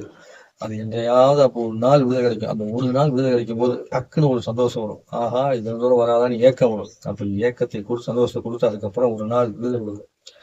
அப்போ சில பேர்லாம் அந்த ஆன்மீகத்துல போய் தியானம் பண்ணி வெளியே வந்து நிறைய தெரிவாங்க. நிறைய தெரியுறாங்க அப்படின்னா அவங்களுக்குள்ள ஏதோ ஒரு மாற்றத்தை வந்து கொடுத்துச்சுன்னு அர்த்தம். அந்த ஏதோ ஒரு மாற்றத்தை கொடுத்ததுதான் என்ன பண்ணுது, அந்த தன்மைக்கு வந்து கொண்டு போகுது. அப்படி கொண்டு போகும்போது தன்மை கொண்டு போறதுக்கான முயற்சி என்ன பண்ணிருக்காங்க, தொடர்ந்து அவங்க செஞ்சிருக்காங்க. தொடர்ந்து அவங்க செஞ்சதுனாலதான் அது முடியுது. நாமெல்லாம் முதுகுத்தலை கூட அப்போ சுழிக்கிறோமே, நிமிர்ந்து உட்கார்ந்து கூட முதுகு வலிக்குது. அப்படிங்கும் போது முடியாது. அப்போ தன் முயற்சியை தாண்டி ஒரு முயற்சி செய்யணும். அந்த தன் முயற்சியை தாண்டி ஒரு முயற்சி செய்யணும். அது யார் தேவை, அதுக்கு தான் ஃபர்ஸ்ட் நம்ம கூட இருக்க தெய்வம் தேவை. சாமி கும்பிடுறது எல்லாமே கும்பிடுவாங்களா, அப்ப எல்லாம் கும்பிடும் போது ஒரு கெட்டவனும் சாமி கும்பிடுவான், அவன் நல்லா இருப்பான். நல்லவனும் சாமி கும்பிடுவான், கஷ்டப்படுவான். வித்தியாசம் முடிச்சுங்க, கெட்டவனும் சாமி நல்லா இருப்பான், நல்லவன் சாமி கஷ்டப்படுவான். அப்ப என்ன அர்த்தம் அப்படின்னா அவரிடம் இருக்கக்கூடிய ஒரு தீவன் இருக்கக்கூடிய மன உறுதி, தீவன் சொல்லக்கூடியது மன உறுதி கொண்டோம்னு வச்சுக்கலாம், தீவிரமானு வச்சுக்கலாம், தீவன் வச்சுக்கலாம். அந்த தீவிரமான இருக்கக்கூடிய மன உறுதி இந்த நன்மையை செய்யறவங்களுக்கு வந்து இருக்காது. இல்லாததுனாலதான் அவங்க என்ன ஆயிடுறாங்க, அந்த தன்மை வந்து அடைய முடியும். அந்த தீவிரமான மன உறுதியை கொடுக்கக்கூடியது சுவாசம். இயல்பாவே அவங்க பயிற்சி பண்ணிருக்காங்களா, இயற்கையாவே அவங்களும் அந்த சுவாசம் வந்து ஓடிட்டு இருக்கும். அதனால அவங்க அதை பயன்படுத்திக்க தெரியாம பயன்படுத்துறாங்க. இந்த தன்மை தெரிஞ்சுது அப்படின்னா தீய வழியில பயன்படுத்த முடியாது. அதனாலதான் சரக்கலை மட்டுமே உயர்கலை. இந்த சரக்கலை மட்டுமே ஒரு நன்மையாளராக மாற்றுவதற்கான வேலையை மட்டுமே செய்யும்போது தீவிரவாத மாற்றுவதற்கான வேலை செய்யாது. மூச்சோடய ஒருத்தர் இருந்தாருன்னா கண்டிப்பா வந்து என்ன முடியும், நன்மையை மட்டும் தான் செய்ய முடியும். இந்த தீமை செய்யக்கூடியவங்க வந்து பாத்தீங்கன்னா மூச்சோடு சொன்னா இருக்க மாட்டாங்க. ஏன்னா நன்மையா அந்த கர்மா என்ன பண்ணாது, விடாது. நன்மையா மாறிடுவாங்கல்ல. அப்ப நீங்க என்ன பண்ணணும், மூச்சோட இருக்கணும். அப்போ ஒவ்வொரு நாளும் உங்களுடைய மூச்சை நீங்க வந்து கவனிக்கணும். எந்திரிக்கும் போது எந்த சுவாசம் போடுதோ அந்த சுவாசத்தை வந்து கவனிச்சிடணும்.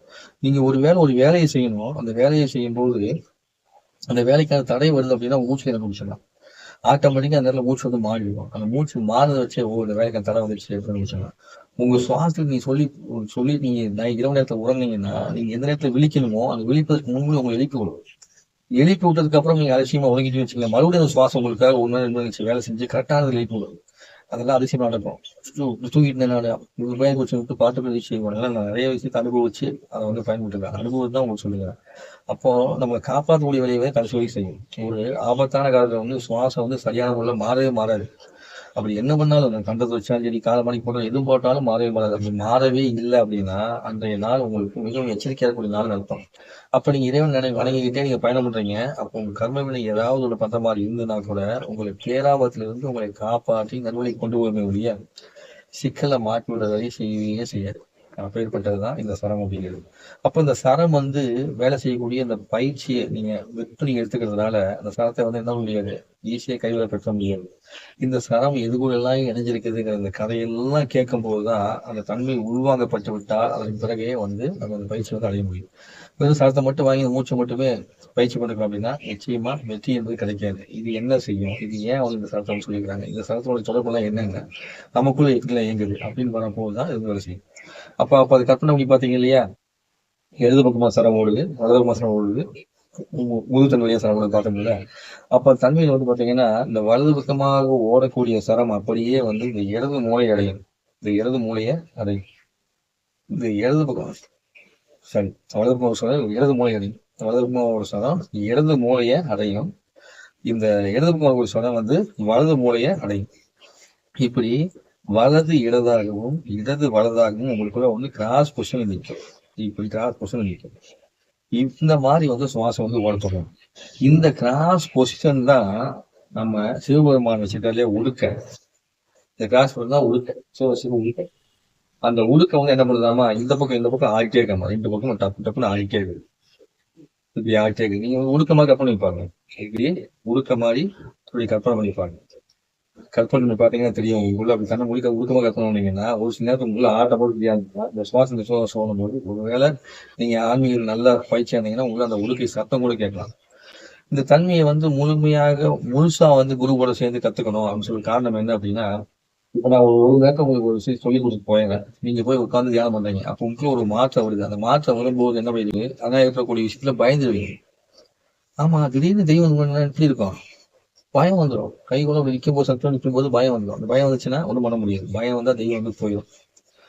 பயம் வந்தா பேய் வேணா போகாது, பிசாசு வேணா போகாது, கெட்ட ஆத்மா வேணா போகாது. ஆனா நல்ல ஆத்மா உங்ககிட்ட வந்து பார்த்த பாரு அப்படி டக்குன்னு போயிடும். அப்போ பயந்தவனுக்கு ஞானம் கிடையாது. நம்ம சொல்லுவான் ராஜேஷ், பயந்தவனுக்கு ஞானம் கிடையாது. யோகியா இருந்தா பயப்படக்கூடாது. பயம் இருக்குதா, நீ ஆன்மீகத்துக்கு தகுதி இல்லாதவன் அப்படி. அப்ப எப்போது உங்களுக்கு பயம் வந்து உங்களுக்கு விட்டு போகுதோ அப்பதான் வந்து முடியும். அப்ப அந்த தன்மைக்கு வந்து என்ன பண்ணணும், தொடர்ந்து பயிற்சி எடுக்கணும். பயிற்சி எடுக்கும் போது இது சார்ந்த விஷயங்கள்லாம் விளக்கத்தை கேட்கறது, குருவோட தொடர்புங்கிறது கண்டிப்பா வந்து தேவை. அப்ப குருவை மனசுல நினைச்சுக்கிட்டு நீங்க என்ன பண்ணணும்னா எப்போதுமே நீங்க வந்து குருக்கு நன்றி சொல்லிட்டு இந்த பயிற்சி ஆரம்பிக்கணும். இறைவனுக்கு நன்றி சொல்லிட்டு இந்த பயிற்சி வந்து ஆரம்பிக்கணும். அப்படி வரும்போது இந்த உடுக்கை போன்று இருக்கக்கூடிய விஷயம் தான் நம்மளுக்கு கூட நடக்கக்கூடிய இந்த சரத்துடைய தன்மை.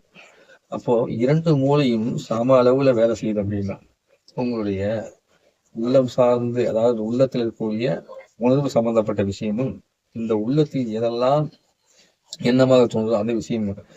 அப்போ அகத்திற்கும் புறத்திற்கும் சம்பந்தமான 2ஐயும் சீர்படுத்தி நாம் நலமாக வாழ்வதற்கு வாய்ப்பளிக்கக்கூடிய ஒரு அற்புதமான விஷயம்தான் சரம். அப்போ சிலர் சொல்லுவாங்க சரகலைங்கிறது தனி, அது டிபார்ட்மெண்ட் தனிங்க. அதுக்கு இதுக்கும் சம்மந்தம் இருக்கு. சரக்கலை பயிற்சி வந்து சிறந்த பயிற்சியா இருந்தாலுமே அந்த சரக்கலை பயிற்சி அப்படிங்கிறது நமக்குள்ள போகும்போது ஒரு பக்கம் அது வைத்தியமா வரும், ஒரு பக்கம் வந்து பாத்தீங்கன்னா நம்மளுடைய தகுதியா மாறும், ஒரு பக்கம் நம்மளுடைய பதவியா வந்து மாறும், ஒரு பக்கம் நம்ம குடும்பத்தோட சந்தோஷமா மாறும், ஒரு பக்கம் நம்மளுடைய ஜனனத்தை வந்து உற்பத்தி பண்ணக்கூடிய விதமா மாறும். அப்படி அத்தனையுமே இயங்கக்கூடியது மூச்சு தான். ஏன்னா இந்த மூச்சு, இது பிரபஞ்சம், இது வந்து சுவாசம் தான். இது ரெண்டும் இணைஞ்சுதான் நம்ம செயல்படுத்துறது. அப்ப உயிர்ந்து வெளியே வந்து இது வந்து தொடு பார்த்தீங்க, தொடும்போது ஒரு பவர் டக்குன்னு வரும். அந்த பவரை எடுத்துக்கிட்டு திரும்ப ரிவர்ஸா உள்ள போகும். இது ஏன் வெளியே போகாது? உள்ள போகிறதுக்காக தான் நமக்கு இந்த பூமியிலேயே வந்து கொடுக்கப்பட்டிருக்கு. அதனால பூமியில் நிற்கும் போது ஈர்ப்பு விசை அப்படிங்கிறத நமக்கு செயல்படுத்த. இந்த ஈர்ப்பு விசை செயல்படுறதுனாலதான் எல்லாத்தையுமே உள்ள இழுத்துட்டு இருக்கிறோம். நம்ம பூமி மேல நின்றுட்டு இருக்கிறோம். இந்த பூமி மேல நின்றுக்கிறோம் சொல்றதே வந்து பாத்தீங்கன்னா, நான் இந்த இடத்த வாங்கிட்டு அந்த இடத்த வாங்கிட்டு எதை பண்ணிட்டு அதை பண்ணி பேசுறோம் இல்லையா? இந்த புவி ஈர்ப்பு விசை ஒரு சொடக்கு டப்புன்னு உங்களுக்கு பிடிச்சுன்னு வச்சுங்க, நம்ம எல்லாருமே என்ன பண்ணிடுவோம், எங்க போகணும் இதை பிச்சுக்கிட்டு போயிடுவோம். அப்படி பிச்சுக்கிட்டு எல்லா தன்மையும் எங்கேயோ பறந்து போயிடுவோம். அப்படி எங்கேயோ பறந்து போகக்கூடிய ஒரு தன்மைகள் தான் நாம் நிலையாக நிற்பதாக நினைத்து கொண்டு ஒரு மாயையில மூழ்கி நம்ம வண்டி ஓட்டுறோம், சைக்கிள் ஓட்டுறோம், பறக்கிறோம், ஜிம்னாஸ்டிக்ஸ் பண்றோம், என்னென்னமோ பண்றோம், தலையில நிற்கிறோம், எல்லாத்தையுமே பண்றோம், இத்தனையுமே செய்யறோம். அப்படி ஒரு மாயத்துல நிற்பதை இது மாயை என்றும் இதன் உண்மை தன்மையை உணர்த்தக்கூடியதும் உங்களுடைய மூச்சு. அப்போ இந்த மனிதன் தெய்வீகம் கண்டிப்பா இது கூட சேர்ந்தது, மூச்சு கூட சம்பந்தப்பட்டது. அப்ப இந்த மூச்சு நீங்க என்ன பண்ணிக்கணும், நீங்க எவ்வளவு கவனிக்கணும், ஒவ்வொரு க்ஷணமும் நீங்க மூச்சு கவனிக்கணும். அப்படிங்கும்போது அப்ப ஒவ்வொரு க்ஷணம் கவனிக்கணும்னா நம்ம கிறுக்கு பிடிச்சி போயிருமே, அதெல்லாம் வேண்டாம், அதெல்லாம் ஆகாது. எப்படி சொல்றேன்னா, யார் ஒருவர் இந்த அமாவாசை, பிரதம, துதியை அப்படிங்கிற இந்த 3 நாட்களை இதுக்கு முன்னாடி செஞ்சீங்களோ அவங்களுக்கு நான் சொல்லக்கூடிய இந்த அற்புதமான அனுபவம் நிச்சயமா தெரியும். உங்களால் இயல்பாகவே இப்போ உங்க ஒவ்வொரு மூச்சும் இருக்க முடியும். டக்குன்னு நீங்க ஒரு வேலை செய்யணும்னா ஆட்டோமேட்டிக்கா உங்க சுவாசம் உங்களுக்கு சொல்லணும், சூப்பரா அதை வந்து ஓடுறது உங்களுக்கு தெரிய தொடங்கும். ஒரு கோயிலுக்கு போனீங்கன்னா அந்த சுவாசம் சொல்லணும், தெரிய தொடங்கும். அப்போ அந்த குறிப்பிட்ட காலத்துல மட்டும் நீ செஞ்சுக்கிடா மகனேன்னு சொல்லி நம்ம மேல அன்பு கொண்டு இறைவன் கொடுத்ததை நம்ம சித்திரத்துல என்ன பண்ணிக்கிறாங்க, அருமையா உங்களுக்கு வந்து கொடுத்துருக்காங்க, அருமையா உங்களுக்கு கொடுத்துருக்காங்க. அப்போ யார் ஒருவர் இந்த குறிப்பிட்ட காலத்துல எல்லாம் வந்து பாத்தீங்கன்னா இந்த சரத்தை இப்ப ஓட்டிக்கலாம்னு சொல்றாங்களோ அப்ப எல்லாம் நீங்க பயிற்சி பண்ணீங்கன்னா மட்டுமே போதும், மீதி நாள்ல தானாவே அந்த சுவாசம் ஓடுறத கவனிச்சிட முடியும். சரிங்களா? இவர் பொறுமையா சொல்லுங்கன்னு சொன்னாரு. நான் ஏன் வேகமா சொல்லிட்டு போறேன் அப்படின்னா, உங்களுக்கு கொடுக்க வேண்டிய விஷயம் நிறையா, இது பெரிய பெரிய விஷயம் நிறைய இருக்குது. அதனால வந்து ஓரளவுக்காக உங்களுக்கு கொடுத்துருந்தனால வேகமா சொல்லிட்டு போறேன். மறுபடியும் உங்களுக்கு வீடியோவும் அனுப்பிச்சு விடுவேன், நீங்க அது நிதானமா நீங்க திரும்ப ஓட்டி கேட்டுக்கலாம். அப்போ இந்த சரத்தை, இந்த சுவாசத்தை நீங்க வந்து கவனிக்கணும். அப்படிங்கும்போது அடுத்து வரக்கூடியது எப்ப கவனிக்கலாம் அப்படின்னு ஒரு கேள்வி வரும் இல்லையா? அடுத்து வரக்கூடியது சித்ரா பௌர்ணமி கவனிக்கலாம். அப்போ சித்ரா பௌர்ணமி அப்போ நீங்க கவனிக்கும் போது உங்களுக்கு வந்து பாத்தீங்கன்னா முழுக்க பௌர்ணமி அன்னைக்கு இலவசம். அப்போ இலவசத்தை வந்து நீங்க ஓட்டுங்க அப்படின்னா உங்களுக்குள்ள அந்த தன்மை வந்து இருக்கிறத நீங்க போக முடியும். அந்த ஒரு நாள் வந்து முழுக்கவே இலவசம் நீங்க ஓட்டினாலும் தப்பு இல்லை. அப்போ யாருக்கெல்லாம் ஆண் வாரிசு வேணும்னு ஆசைப்படுறாங்களோ அவங்க எல்லாரும் என்ன பண்ணுன்னா, ஆண் பெண்ணும் இருவருமே சேர்ந்து இந்த தர பயிற்சி அப்படிங்கிற ஞான சரகலையை கத்துக்கிட்டு அவங்களுக்கு ஆணுக்கு பிங்களை சரத்தில் சரம் ஓடும் மாதிரி பயிற்சி பண்ணிட்டு அவங்க வந்து குழந்தை கொடுத்துக்கிட்டாங்கன்னா அவங்களுக்கு ஆண் வாரிசு வந்து கிடைக்கும். சரிங்களா? அப்போ ஆண் வாரிசு வேணும், பெண் வாரிசு வேணும்னு ஆசைப்படுறவங்க என்ன பண்ணுவோம், சரகலையை கத்துக்கிறதுங்கிறது ரொம்ப முக்கியம். அப்போ இதை கத்துக்கிட்டா நம்ம வந்து பிடிச்சிட முடியுமா? இங்கேதான் நிக்குது. நாம எவ்வளவுதான் பயிற்சியை கத்துக்கிட்டாலும் மேல இருக்கிற அந்த நேரத்துல மாத்தி விட்டாலும் வச்சுக்கோங்க, முடிஞ்சு போயிடும். இது எப்படின்னா ஒரு 90% அல்லது சில நேரத்துல 99% உங்க கையில நான் கொடுத்துருக்கேன் உனக்கு அந்த பயிற்சியா. அந்த ஒத்த % எப்பயுமே எங்கிட்டுதான் இருக்கும்தான் இருக்கும். அந்த 1%க்கு நாம் நன்றியோடு இணைஞ்சோம்னா நாம் எடுத்துக்கொண்ட பயிற்சியின் மூலமாக நாம் நினைத்த காரியத்தை சாதிக்க முடியும். அப்போ கர்ப்பிணியா இருக்கிறவங்க என்ன பண்ணக்கூடாது, சிறுநீர் கழிக்கணும்னு தோணுச்சு அப்படின்னா அவங்க சிறுநீரத்தை அடக்கக்கூடாது. முடிந்த அளவுக்கு எவ்வளவு முடியுமோ அவ்வளவு சிறுநீரத்தை வந்து வெளியேற்றணும். மலம் கழிக்கணும்னு தோணுச்சு அப்படின்னா மலத்தை வந்து அடக்கக்கூடாது, அதை வந்து வெளியேற்றணும். சரிங்களா? இந்த மாதிரி செஞ்சுட்டு வந்தா பிறக்கக்கூடிய அந்த குழந்தைக்கு இந்த குறைபாடு இல்லாம இருக்கும். அப்போ எந்த குழந்தை ஹைபிராடிக் குழந்தையா இருக்குதோ அந்த குழந்தைக்கு காரணமும் இதேதான். என்ன காரணம், அந்த குழந்தை வந்து பாத்தீங்கன்னா பிறப்பதற்கு முன்பு தாய் மூலமாகவோ தந்தை மூலமாகவோ இப்படி ஏதாவது இடர்பாடு இல்லாம வராது. அப்போ உன் குழந்தை சரியாக பிறக்க வேண்டும் என்றால் முதல் உன்னை சரியாக வைத்துக் கொள்ள வேண்டும். ஒரு மனுஷனுடைய உள்ளத்துக்குள்ள தோன்றக்கூடிய எண்ணங்கள் பயங்கரமானது. 60,000 70,000 எண்ணங்கள்லாம் தோணும் மனுஷனுக்கு ஒரு நாளைக்கு. ஒரு செகண்ட் கூட அப்படி தோணும். அந்த எண்ணத்தினுடைய வெளிப்பாட்டுல திரும்ப திரும்ப திரும்ப நம்ம எந்த எண்ணத்தை நினைக்கிறோமோ அந்த எண்ணத்தினுடைய வெளிப்பாடு வந்து பிரபஞ்சம் நிற்கும். இதே வந்து அலையா எண்ணம் வந்துட்டே இருக்கும். அந்த அலையே எண்ணம் வந்துருக்கும் போது அதை அப்படியே அந்த பிரபஞ்சம் கலந்து என்ன பண்ணும், அதுல போயிட்டு போய் விழிக்கும் போது திரும்ப திரும்ப திரும்ப அந்த அலையில எந்த எண்ணம் வந்து மேலோங்கி வருதோ அது வந்து உங்களுக்கு தெரிவிச்சு உங்களுக்கு பலன் வந்து கொடுக்கும். இந்த அலையா வரக்கூடிய இந்த எண்ணத்தை ஒரு மூச்சு மூலம் என்ன முடியும், கவனிக்க முடியும். அப்போ உங்க மூச்சு நுனியை நீங்க வந்து கவனிச்சுக்கும் போது மூக்க நீங்க நுனி பார்த்தீங்கன்னா மூக்கு நுனி இது நீங்க பாத்துக்கிட்டே இருந்தீங்கன்னா ஆட்டோமேட்டிக்கா உங்களுக்கு எண்ண அலைகள் வந்து கம்மியாயிடும். மூக்கு நுனியை பார்க்க பார்க்க எண்ண அலைகள் வந்து கம்மியாயிடும்.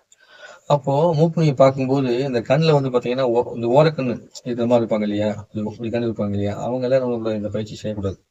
ஏன்னா ஏற்கனவே அந்த பிரச்சனை இப்படி இருக்கிறவங்க வந்து பாத்தீங்கன்னா இந்த பயிற்சி செஞ்சீங்கன்னா இன்னும் மேலும் வந்து உங்களுக்கு கஷ்டம் வந்துடும். அப்போ அந்த மூக்குணியை பார்க்கும்போது இந்த சுவாசத்தோட தன்மையை சீர்படுத்தி அந்த எண்ணத்தை வந்து சீர்படுத்தி வேலையை என்ன பண்ணோம் இந்த சடம் வந்து செய்யும் இல்லையா.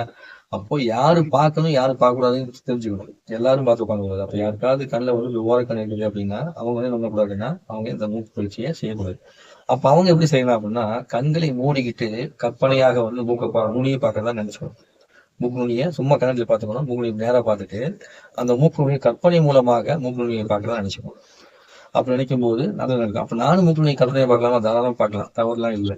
ஆனா நேரடியா பார்க்க முடியுதுன்னா அந்த அனுபவத்தை ஃபீல் பண்ணி பார்க்கணும். முடியாதவர்களுக்கு அந்த அனுபவத்தை ஃபீல் பண்ணி பார்க்க முடியாது. முடிந்தவங்க என்ன பண்ணலாம், அந்த அனுபவத்தை உணர்ந்து பார்க்கணும். அப்படி உணர்ந்து பார்க்கும் போது கிடைக்கின்ற இன்பம் வந்து இன்னும் பெருமை வரும். அதே மாதிரி கண்கள் சோர்வாக இருக்கும்போது இந்த மூக்கு நுனியை பார்க்குற வேலையை செய்யக்கூடாது. சரிங்களா, அது ரொம்ப முக்கியமானது. அப்போ கண்ணுக்கு வந்து கொஞ்சம் நேரம் ஓய்வு விட்டுட்டு அப்ப என்ன பண்ணணும், கண்கள் சோர்வா இருக்குன்னா மொபைல் அதிகமா பாக்குறவங்க, அதிகமா கம்ப்யூட்டர் பாக்குறவங்க, தொடர்ந்து நைட் ஷிஃப்ட்ல வந்து வேலை செய்யறவங்க, நைட் டிரைவிங் பண்றவங்க, இன்னைக்கு எல்லாத்துக்குமே கண்கள் வந்து சோர்வாக ஆரோக்கியத்தன்மை வந்து இருக்கு. ஸோ இந்த சடத்துல வந்து பாத்தீங்கன்னா இன்னைக்கு நீங்க தெரிஞ்சுக்கிட்டது அப்படிங்கிறது வந்து என்னன்னா நம்ம சடத்தை வந்து தொடர்ந்து பயிற்சி செய்ய செய்ய செய்ய மேன்மையடைய முடியும். சடத்தின் மூலமாக நம்மளுடைய ஆண் குழந்தை பெண் குழந்தை பிறக்கிற ஒரு தன்மையை வந்து நம்ம உணர்ந்துகிட்டோம், தெரிஞ்சுக்கிட்டோம். ஸோ இது போன்று நம்ம தொடர்ந்து என்ன பண்ணுவோம், இந்த பயிற்சியை செஞ்சு செஞ்சு நம்ம வந்து நல்லா நுண்மை அடையலாம்.